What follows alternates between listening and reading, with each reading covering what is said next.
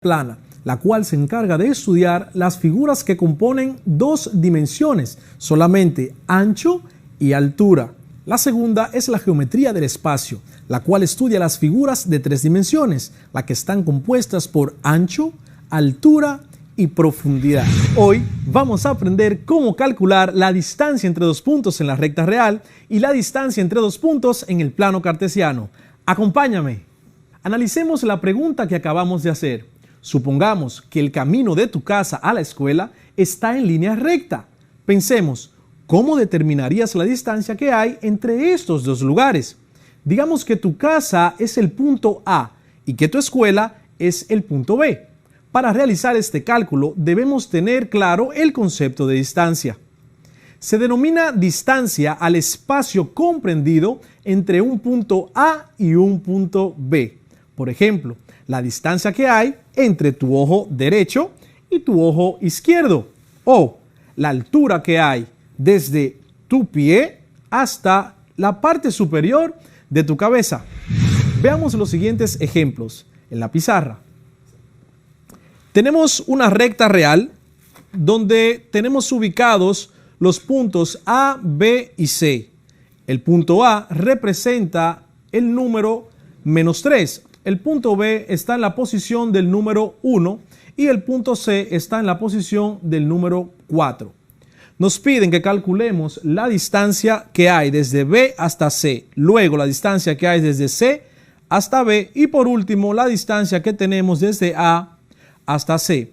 Empecemos con el primero. Según nuestra fórmula, la distancia, abro paréntesis, desde B, hasta C, cierro paréntesis, va a ser igual al valor absoluto del punto final, que en este caso sería C, menos el punto inicial, que sería B. Sustituimos los valores de B y de C en nuestra fórmula. Distancia desde B hasta C va a ser igual al valor absoluto. ¿Quién es C? C está en la posición que representa el número 4. Entonces sería valor absoluto de 4 menos, ¿quién es B? B está en la posición que representa el número 1. Menos 1, cierro mi valor absoluto. La distancia desde B hasta C va a ser igual al valor absoluto de 4 menos 1, que es igual a 3. La distancia desde B hasta C es igual a 3 unidades. 3 unidades. Muy sencillo, ¿verdad? Como comerse un dulce. Veamos ahora el siguiente ejemplo. En este primero vimos la distancia desde B hasta C. Ahora lo haremos de manera inversa. Veremos la distancia desde C hasta B. Vamos a hacerlo aquí de lado. Tenemos distancia desde C hasta B será igual al valor absoluto del punto final, que es B, menos el punto inicial, que es C. Sustituimos cada letra por su valor. Distancia desde C a B es igual valor absoluto. ¿Quién es B? B es 1. ¿Quién es C? C es 4. Entonces, menos 4. Valor absoluto de 1 menos 4. Tenemos que eso va a ser igual a distancia de C a B. 1 menos 4 es igual a menos 3, puesto que según la regla de los signos, el 4 tiene mayor valor absoluto y es negativo, por tanto el resultado tendrá el signo negativo. 1 menos 4 es igual a menos 3, valor absoluto. Por tanto, la distancia desde C hasta B es igual a 3 unidades. Recuerden que en el valor absoluto las cantidades, no importa si son positivas o negativas, siempre salen positivas. 3 unidades. Si notamos algo, aquí podemos confirmar de por qué es necesario tener en cuenta el valor absoluto en nuestra fórmula. Por ejemplo, vimos en el primer ejemplo que la distancia de B hasta C era igual a 3 unidades y que la distancia de C hasta B en el segundo ejemplo, o sea, de manera inversa, también es igual a 3 unidades. Esto significa que la distancia siempre debe ser positiva, nunca puede ser representada con números negativos. Es decir, si yo doy 2 pasos hacia el frente, la distancia que he recorrido es igual a 2 pasos. Pero si doy 2 pasos hacia atrás para mi posición inicial, recorrí una distancia también de 2 pasos. Nunca puedo decir que fue de menos 2 pasos. Imagina una persona que vaya desde Santo Domingo hacia Santiago y que en la distancia, siempre en línea recta, recorra 150 kilómetros. Una segunda persona viene desde Santiago hacia Santo Domingo, entonces, ¿qué distancia recorre? Igualmente 150 kilómetros. La distancia entre 2 puntos en el plano equivale a la longitud del segmento de recta que los une, expresado numéricamente. Se conoce como plano cartesiano, coordenadas cartesianas o sistema cartesiano a 2 rectas numéricas perpendiculares, una horizontal y otra vertical, que se cortan en un punto llamado origen o punto cero. El plano cartesiano tuvo su origen de la mano de René Descartes, quien nació en 1596 y falleció en 1650. René Descartes, conocido filósofo e influyente matemático, fue el fundador de la geometría analítica, una disciplina que se utiliza mucho, aunque de forma superficial, en las representaciones gráficas de los análisis de teoría económica. Para continuar, debemos saber que la distancia entre 2 puntos en el plano equivale a la longitud del segmento de recta que los une, expresado numéricamente. En el plano cartesiano, un punto tendrá 2 coordenadas, una para el eje X y otra para el eje Y. Por ejemplo, si tuviésemos el punto A igual a 4,8, el 4 pertenece al eje de las X y el 8 pertenece al eje de las Y. Por tanto, 2 puntos cualesquiera, P1 con coordenada X1 y Y1 y P2 con coordenadas X2 y Y2, definimos la distancia entre ellos como la longitud del segmento de recta que los separa. La demostración usa el teorema de Pitágoras. La fórmula que nos permite calcular la distancia entre estos 2 puntos en el plano es la que tenemos acá en la pizarra.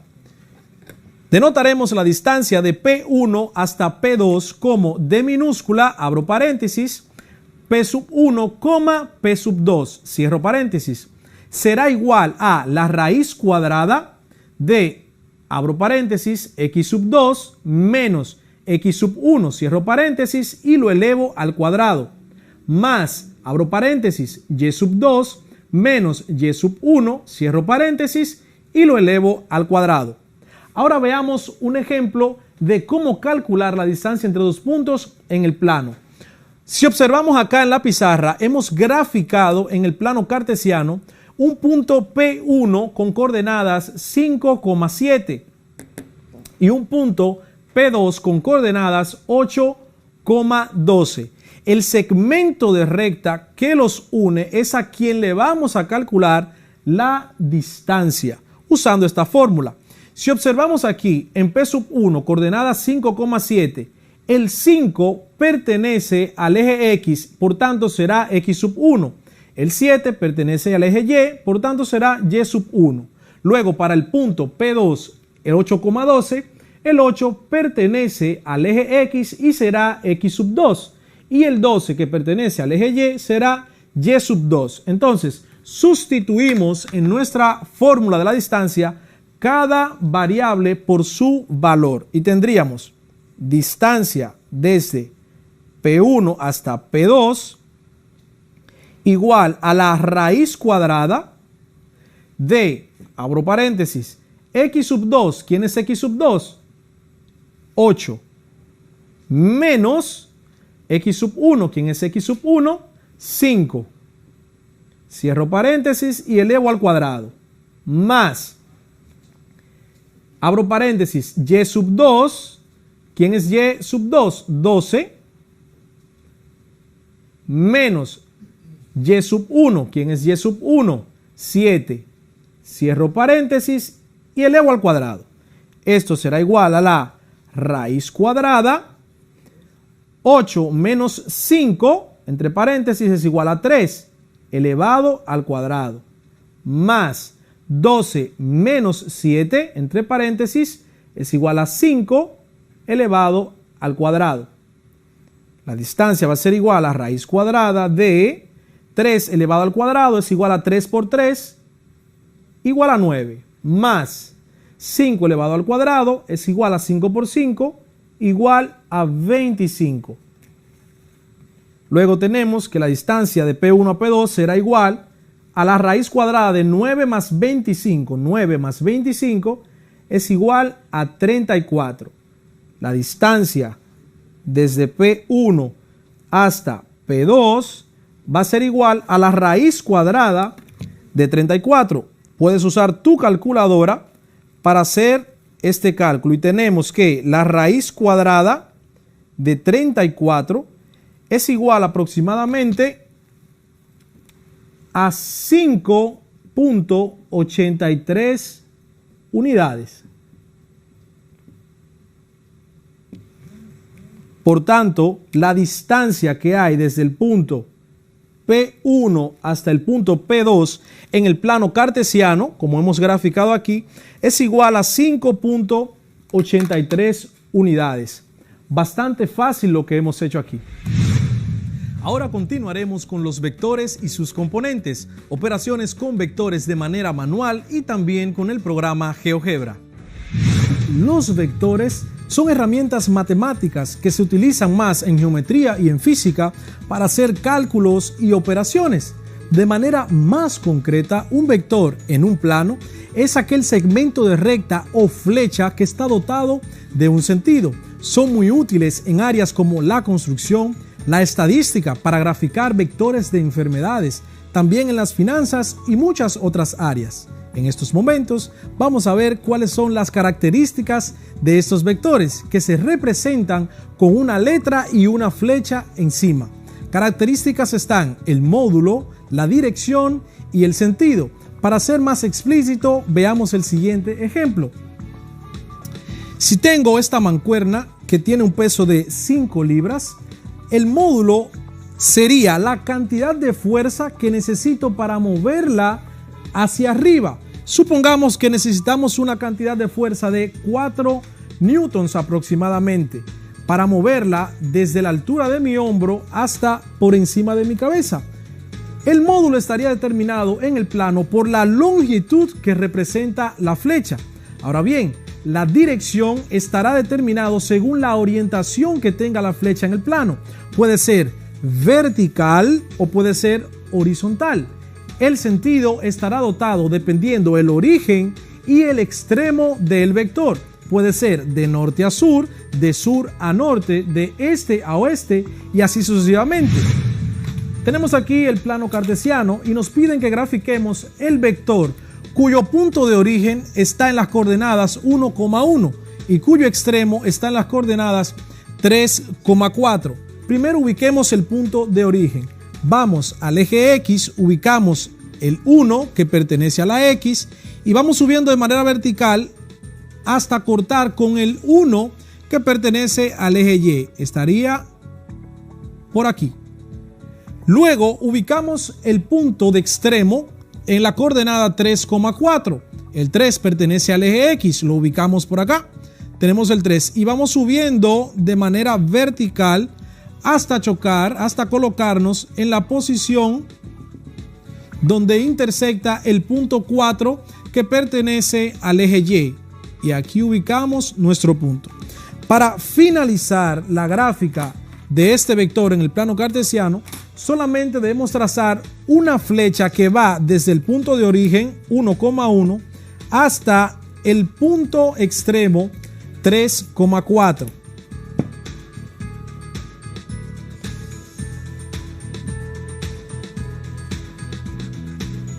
De esta manera queda graficado el vector. Vamos a nombrarlo, vamos a poner el nombre del vector A. Vector A, dijimos que se representa con la letra y una flecha encima de ella. Los vectores tienen componentes. A continuación vamos a ver qué son las componentes de un vector. las componentes de un vector se encuentran tanto en el eje X como en el eje Y simplemente son las proyecciones o la sombra que hace el vector tanto para el eje de las X como para el eje de las Y. Es decir, en el eje X tendríamos la siguiente proyección: desde donde parte el punto de origen hasta donde coincide con el extremo. Luego tendríamos la proyección que parte desde el punto de origen en el eje de las Y hasta donde coincide en el extremo. Si observamos, estas serían las componentes llamadas A sub X, sería A sub X para la componente en X, y vamos a ponerlo por acá, A sub Y para la componente del eje de las Y. Si desplazáramos la componente en el eje de las Y hacia la derecha, pudiéramos notar que se forma aquí un triángulo rectángulo. Un triángulo rectángulo, lo que indica que si este es el vector, vamos a ponerlo más pequeño por acá, el vector A en un triángulo rectángulo cuya característica principal es que tiene un ángulo recto o de 90 grados, el lado mayor o el lado que está opuesto al ángulo recto se conoce con el nombre de hipotenusa. En este caso, eso representaría el módulo del vector. Partiendo entonces del teorema de Pitágoras, pudiéramos deducir la siguiente fórmula: que el módulo del vector A estaría dado. El módulo del vector se representa con el nombre del vector encerrado en dos barras.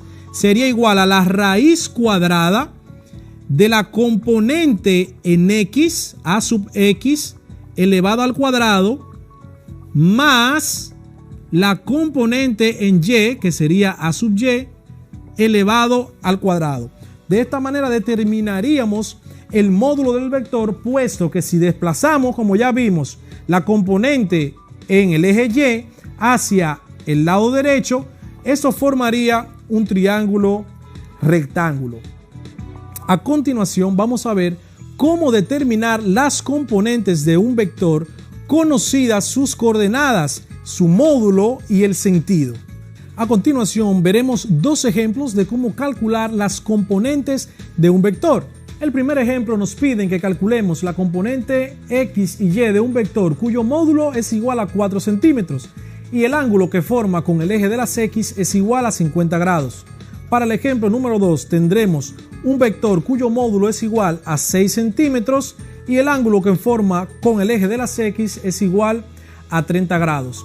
Antes de poder hacer estos ejercicios es preciso que recordemos las funciones trigonométricas que se dan en un triángulo rectángulo, como el que tenemos aquí en la pizarra. Recuerda que un triángulo rectángulo es un polígono de 3 lados que cuenta con un ángulo recto, es decir, un ángulo de 90 grados.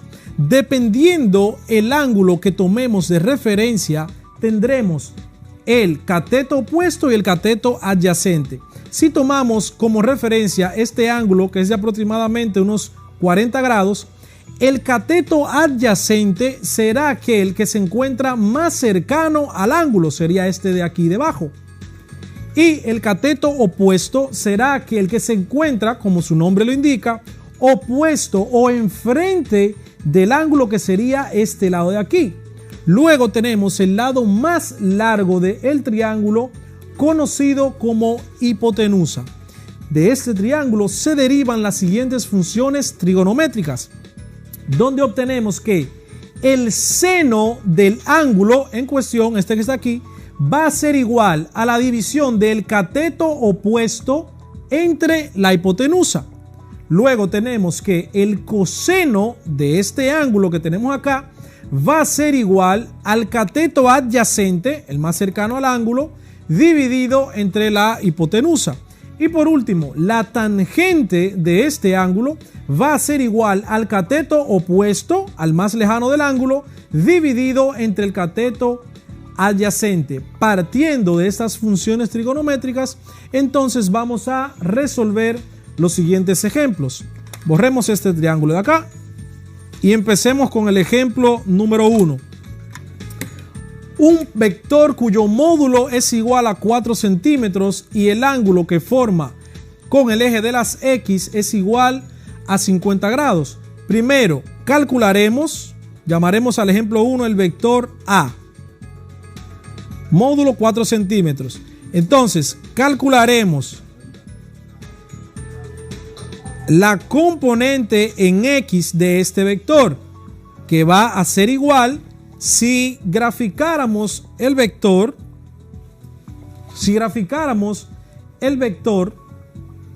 rápidamente,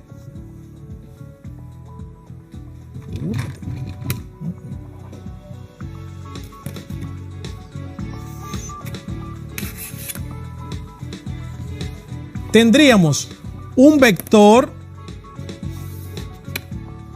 inclinado cuyo ángulo aquí dijimos es de 50 grados. La componente en X sería esta parte que se proyecta en el eje de las X. Sería A sub X y su componente en Y, la parte que se proyecta en el eje de las Y. Por tanto, si trasladamos, como hicimos en el ejemplo anterior, la proyección en el eje X hacia la derecha, formaríamos entonces un triángulo rectángulo donde la hipotenusa sería el módulo del vector. Por tanto, el cateto adyacente al ángulo sería el que está en el eje de las X, el lado que proyecta al eje de las X, y el cateto opuesto sería el de acá, el del eje de las Y, que representa la componente en Y. Según la función trigonométrica, tendremos que usar el coseno de X para el lado adyacente, el coseno del ángulo para el lado adyacente, que es la función donde comprende cateto adyacente e hipotenusa. Por tanto, será igual la componente en X al coseno del ángulo igual, variemos lo de cateto adyacente por la componente en X dividido. En vez de usar la hipotenusa aquí sería el módulo del vector. Por tanto, para conocer entonces la componente en X, simplemente debemos despejar la componente de X. Si tenemos el módulo del vector dividiendo la componente en X, entonces pasaremos a multiplicar el módulo del vector por el coseno del ángulo. Quedaría de la siguiente manera: el módulo del vector A multiplicado por el coseno del ángulo será igual a la componente en X. Si sustituimos los valores que tenemos acá, ¿cuál es el módulo del vector? El módulo del vector dijimos que es 4 centímetros. 4 centímetros. Multiplicado por el coseno del ángulo. ¿El ángulo cuál es? 50 grados. Coseno de 50 me va a ser igual ese resultado a la componente en el eje de las X. Aquí en este caso utilizaremos la calculadora para calcular esta operación. En tu casa debes confirmar que tu calculadora científica o tu celular esté en la parte superior con las letras DEG, que significa degree, para que la calculadora interprete que ese número 50 está en grados sexagesimales y te dé el resultado correcto. Por tanto, si multiplicamos 4 por el coseno de 50, eso arrojaría un valor de 2.57. Lo que sería el resultado para la componente en X. De igual modo, para la componente en Y, Para la componente en Y tendríamos la componente en Y va a ser igual. Como vemos aquí, la componente en Y representa el cateto opuesto. Y de las funciones trigonométricas que observamos aquí, ¿quiénes involucran el cateto opuesto? Seno del ángulo igual a cateto opuesto entre hipotenusa. Y dijimos anteriormente que la hipotenusa representará el módulo del vector. Por tanto, A sub Y será igual al coseno del ángulo, al seno del ángulo, que será igual al cateto opuesto, que llamaremos entonces A sub Y, dividido entre la hipotenusa, que en este caso será el módulo del vector. Por tanto, si hacemos un despeje similar al que hicimos para la componente X, tendríamos que la componente en Y será igual, mi módulo que está dividiendo la componente en Y pasará a multiplicar el seno del ángulo en cuestión. Si sustituimos cada variable por su valor, tendríamos que la componente en Y será igual el módulo del vector 4 centímetros multiplicado por el seno del ángulo, que es igual a 50 grados. Vamos a nuestra calculadora, que debe estar en grados sexagesimales o degree, y nos dice que 4 por el seno de 50 grados es igual a 3 centímetros. A sub Y, la componente en el eje Y, será igual a 3 centímetros. Muy fácil, ¿verdad? Veamos entonces un segundo ejemplo. Podemos borrar acá. El segundo ejemplo nos dice que calculemos la componente en X y la componente en Y de un vector cuyo módulo es igual a 6 centímetros, pero ahora el ángulo varía y su ángulo es igual a 30 grados. Entonces, si tomamos las fórmulas despejadas para la componente en X, será igual al módulo del vector, llamaremos el vector V en este caso, multiplicado por el coseno del ángulo. Y para la componente en Y será igual al módulo del vector multiplicado por el seno del ángulo.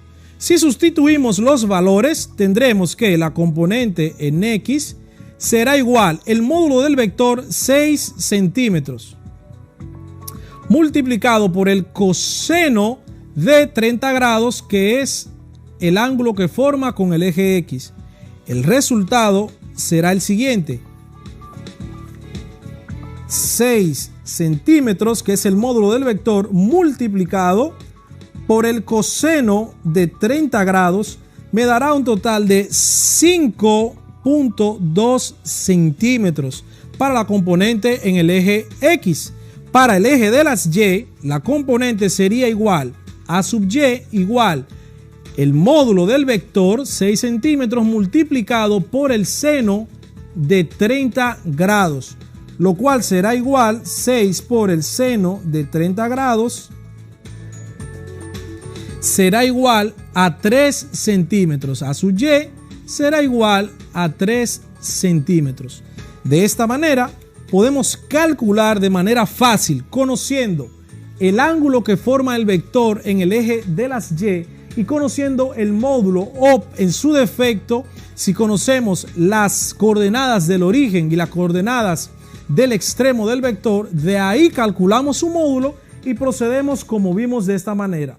Estas fórmulas ténganlas muy en cuenta porque las vamos a usar siempre que vayamos a calcular las componentes tanto en el eje de las X o en el eje de las Y. Recordando, para el eje de las X, la componente en el eje de las X será igual al módulo del vector multiplicado por el coseno del ángulo que forma dicho vector con el eje de las X. Para la componente en el eje Y será igual al módulo del vector multiplicado por el seno del ángulo que forma el vector con el eje de las X.